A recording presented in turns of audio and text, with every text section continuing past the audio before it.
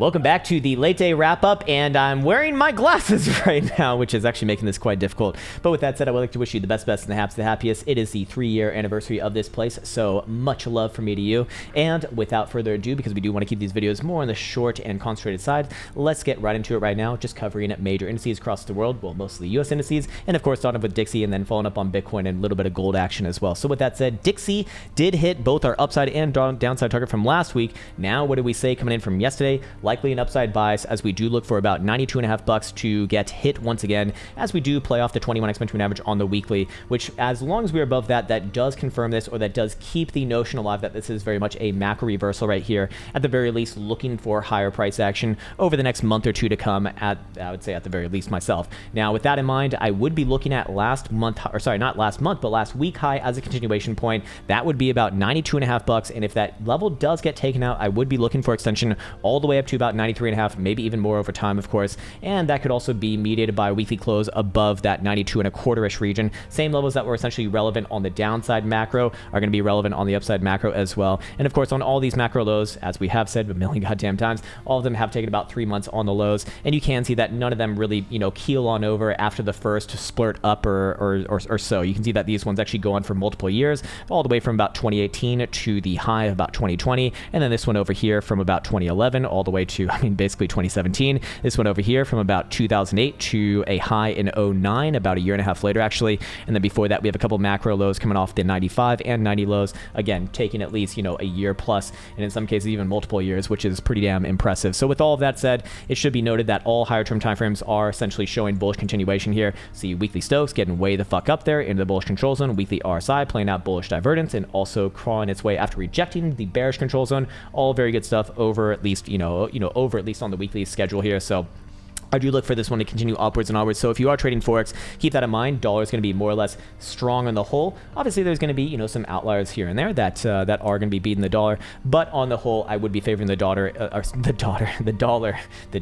be exact, the dollar over the next, at least until I see a reversal on the other side, which I have no real reason to believe is happening anytime soon for now. Even on the daily, I wouldn't be surprised to see another move up to like 92.5, maybe even this week perhaps. So with all of that said, I still remain bullish on that, and it's just kind of nice to be looking at these things for like a long period of time, of which we've been watching this one for a very, very long period of time here, and you're starting to see it really follow through, and that's just how things typically move on the macro. Very, very slow. Elsa can't stop laughing in the background right now. Apparently she wants to show her feet off online, so if you want to get on OnlyFans, then check her out, Elsa69, and she will be showing off all those little pearly toe whites or whatever the fuck they are. And let's move on with it now as we get into major markets. Yes, so Dow Jones will start off, and we'll kind of go down the levels of relative strength here. Of course, I just want to make sure that I'm actually recording. I am recording, so that's good. And we are, yes, the microphone's working as well. That's really, really good. I'm really happy about this one. Okay, so Dow Jones playing out a little bit of a pullback to yesterday open essentially. Likely a little bit of a bounce area there, as we were kind of bullish on this one for the last, for like the last few weeks really. But this one, it does seem to be leading the market right now. Now, I do still see more or less just an uptrend here as it kind of crawls its way up. Now, I really want to take too much to get a bit of a pullback here in the short-term timeframes. Now, make no mistake with that, I am still bullish on higher term timeframes, but short term timeframes, do they want to play at a bit of a pullback? We kind of just saw that, but I don't think it'd be asking for too much to see another pullback, maybe down to like 32,500-ish region. But more importantly, for the purposes of our analysis, if you are looking for this to play into like other major markets and of course Bitcoin, then I do look at this as still more or less bullish on the whole. I don't know about continuation exactly today, but over this next week or two, I'm essentially looking for new all-time highs, as we do once again see, we already see new all-time highs. More importantly, weekly RSI telling the story right here, staying in the bullish control zone after breaking above the last high on this in January does very, very likely lead to new all-time highs, and likely another up leg here, as we did just kind of clean break above the prior all-time highs. So I still look for this as trending in motion. Weekly momentum oscillator is just having a nice point up right now as well, and I'm curious how the monthly looks like. Of course, we do still have another couple weeks, but this is still looking pretty damn good. So if assuming that this closes above, let's call it 32,200, I'll actually not just be bullish for March, but I'll be bullish coming into April as well. So I do like the setup thus far. And of course, let's go check out SPY, which SPY is kind of following in Dow Jones footsteps. Obviously, that was giving us the bullish bias on that. I believe we just took out last month high to lead into new all-time highs, as we said was likely. And what does that mean right now? Well, that does mean right now that I'm essentially looking for actually the 4 to continue this trend right here. We do see a nice little ascending triangle that was completed, I believe, late yesterday, somewhere in this territory, as you can see. And that is, has that played out actually? Well, let's just see what this one's looking like right here. This one's a little bit less obvious, but that would still have a point, or sorry, that would still have a target a little bit further north. That's actually at the $4,000 level, which is very interesting because that actually does line up with the 1.272 target right here, just above 40,000 bucks, or sorry, not 40, 4,000 bucks. So I'm still more or less bullish on this on the whole. So higher term timeframes remain bullish. Even the short term timeframes you can see right now,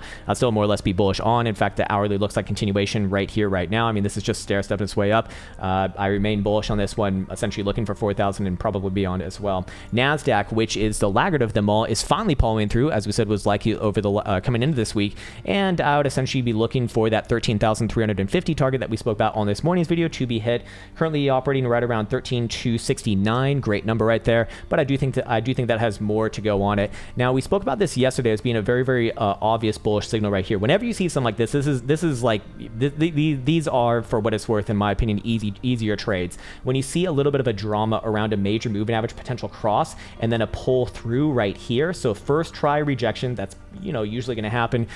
When you see something like this right here, what gets brought back on above them before they actually cross, usually going to run the other way in this case. And then we actually even do see a bit of an inverted head and shoulders here too. So I wouldn't be surprised to see this one join all of the other major indices, essentially not just retesting the prior all-time high, but probably making new all-time highs over the next few weeks. Daily RSI, very fucking powerful down here, hidden bullish evidence the whole way through. Momentum oscillators on the daily pointed up and nice and northwards as well. And short-term timeframes are more or less just having continuation here. So, if we were to see a short-term pull back to like 13,200, I think that'd be fine. But ultimately, looking for this one to continue upwards and onwards on the medium and higher term timeframes, most importantly. Moving on into, and of course, the reason why we talk about this, especially within the context of like this channel, usually focusing on Bitcoin, is we usually see all these things kind of move together. As much as the crypto cultists hate that does seem to be the trend for the last over 11 years running history of Bitcoin. So with that said, a rising tide lifts all ships, and it's more or less good. Goldilocks. So we did see the further upside move over here. I still do think that this one might have more on the whole. Did say about a 1770-ish to maybe even 1800 target over the next few weeks. Short term was a 1750 target. We have actually no, we haven't really hit that. 1741 in some odd change. I would not say close enough is close enough in this case, but it does look like it wants to actually play out a bit of a pullback here. I would be looking for a short-term move to the downside, likely back down around the 1725-ish region. Still have higher lows coming in from that region, so even on the short-term timeframes, I probably would be looking for further continuation anyways.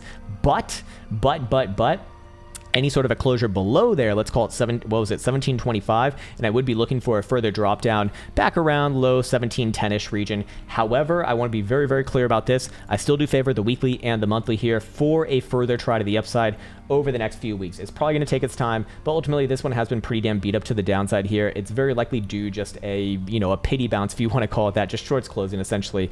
And I wouldn't be surprised to see over the next few weeks it does give a try up to like 1770 to maybe even 1800-ish region. That's where the next few major tests will actually come back around. So for now, I do still maybe a little bit of short-term downside, but medium and long-term I do look for another try to the upside, and probably does reject again, honestly, as this is still a bit problematic. Now, Boolaw's here going to say that this is a cup and handle. I don't believe it is so.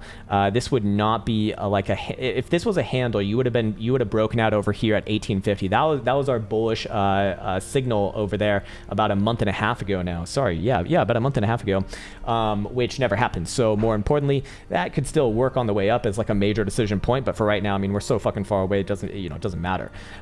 Anyways, to kind of wrap up my thoughts there, I still would be looking for this one over the next few weeks to probably try higher, but short term doesn't want to play at a pullback. Yeah, I mean, this is a clear rejection right here. Yeah, so short term is a pullback. Yes. Probably 1725-ish region at the very least. Anyways, moving on to Bitcoin. Yes, Bitcoin. So we looked at this morning's video, and how do we put this so that it all makes sense? So yesterday when we came in Monday, we said, if what was it, 58,000 bucks breaks to the downside, this level right here, targeting about 55,000 bucks, then a bouncy bounce. That's what we saw yesterday, with a very likely continuation down around this blue box territory, anywhere around about 52,000 bucks, give or take. Let's call it 500 bucks. We've got down to about just just over 52,000 bucks thus far. I do still think that it's possible to see another swipe within this region. I don't think that this is done just yet, but we are starting to see a little bit of signs, not a whole hell of a lot, but a little bit of signs, which is, where you start off, obviously, a bottoming here. So I don't, while I do think that it probably has another swipe to the downside, I don't feel, one, too confident on that, which I want to be transparent about, and two, I do believe that this one is, more or less getting there pretty damn close. So does it have another swipe to the downside? It doesn't have to. Obviously, nothing has to fucking happen at the end of the day, but I would like to see one, more importantly, so I can, so I can trade, because that's where I want to trade at. And if we do put on our drawing tools, again, very, very well documented right around this $52,000 pivot right here. Again, give or take about 500 bucks from that. Anywhere around there would be good enough. And I would be looking for a little bit more bottoming behavior. Now, keep in mind this, because we are going to start to form some sort of divergences within that region. The 12-hour is already nearly there. I mean, it's not that it's nearly there. It's potential already, because we already are seeing lower lows on RSI paired against our last higher low, which was on the 8th of March right here. And this is the beauty of caretaker RSI. You just see it right there. It's fucking it's like training wheels. It's really, really nice, actually. Even for me, who's been doing it for a while, it's like it makes me lazy, really. Anyways, so we are going to see that that's a potential, obviously, on the 12-hour. That'd be pretty damn powerful. I would like to see it on the daily, however. Daily already did confirm bearish evidence from yesterday. The target to the 21 exponential average, pretty much already been hit. But we actually don't see the same sort of hidden bullish divergence even possible on daily just yet. So that does lead me to believe that probably we do see another try to the downside.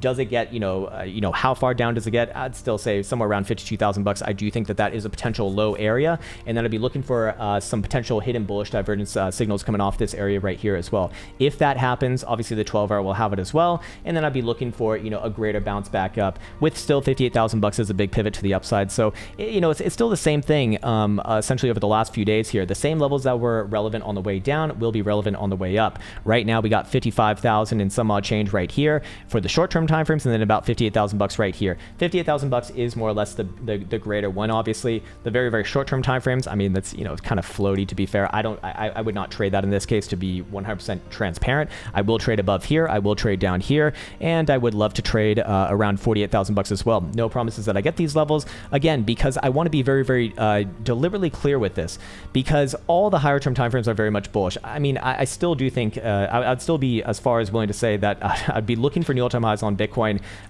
very likely within the next 3 to 4 weeks, maybe even within the next 2 weeks, either later this week or next week. But it's not looking like it's going to be this week, mostly because Bitcoin is playing out a little bit of a pullback here. And when we looked at the underlying market dynamics from this morning's video, it's very clear that Bitcoin is essentially just dropping back in a range, which implies that it's more or less the same thing, really. We're just seeing consolidation here, and in rangey behavior between about 51,000 bucks and about in our high of about 62,000 bucks. Major ranges. I mean, we're dealing with big numbers, but at the end of the day, a range is a range, and we don't really have too much to talk about other than that, to be honest with you. Now, it should be noted that the 200 exponential moving average and the 200 simple moving average are starting to slowly move their way up on the 4-hour to that $52,000 pivot. So I really, really like that area if Bitcoin can get down around there. But here's the thing: 4-hour momentum oscillators are going to start to turn around. We did identify this trend line coming in from what was this? 22nd of January right here. Hey, fucker.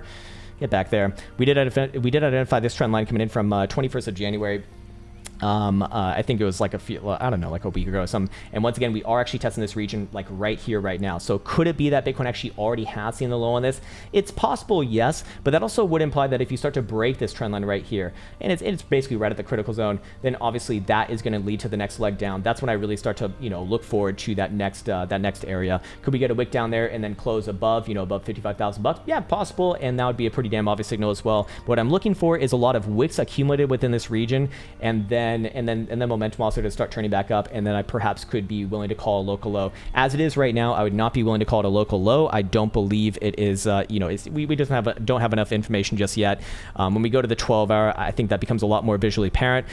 This is not good enough as it is. I want to see a little bit more price action. Give it another day or two, and then judge it from there. Of course, if Bitcoin gets back above 58,000 bucks, though, I will turn to bullish on all time frames, looking for rather quick move to about 60,000 plus, and still the $69,000 target to the upside based off the 3 spot 618 would still be very much valid as well. So I would still be looking towards that long term, and to be quite honest with you, I actually do think that will get hit probably within the next month or two. So fair enough. With all of that said, however, is there any other obvious things to be aware of here? Yeah, all lower term timeframes are seeing a little bit of a turnaround right now in comparison to this morning's video. We see 3-hour Stokes trying to dip their little heady weddy up above. 2-hour, same thing. Hourly, same thing. So, you know, does Bitcoin have to come back down? I think it's a little more likely right now. It's kind of similar to yesterday. I don't feel too compelled about the low term timeframes. I feel very compelled about the higher term timeframes. It's more or less a question of me, does, you know, as Bitcoin essentially put in the low at about $53,000, do we get another wick down to about $52,000, or do we actually see like a major down to like $48,000? All of those are possible, obviously, but right now I still do favor at least another drive down somewhere around about $52,000. If you see a wick down there and then close, especially above like let's say $55,000, that'd be a damn good obvious signal that we are going to see basically a local low confirmed, not just on the lower term timeframes, but probably on the higher term timeframes, and we can start to see those higher term timeframe moves once again play out. But with all of that said, it should be. Oh yes, there's one other thing. What happens if Bitcoin breaks below $52,000 or $51,500, which is actually the 2-spot extension right here? Then that's at the point where I do start target $48,000, of course. So with all of that said, I still think it needs a little bit more time, but we are starting to see a little bit of signs of slowdown there, which is, you know, overall good. And again, comparing it with the underlying market dynamics from this morning's video, I do, you know, happen to think that Bitcoin is, you know, more or less in a rangy behavior, still with the prior assumption of, you know, a generational, or maybe not generational is the right term, but a long-term uptrend essentially. So with that said, I do want to wish you the best and the happiest. I'd like to salute you, and I will see you soon. Take care.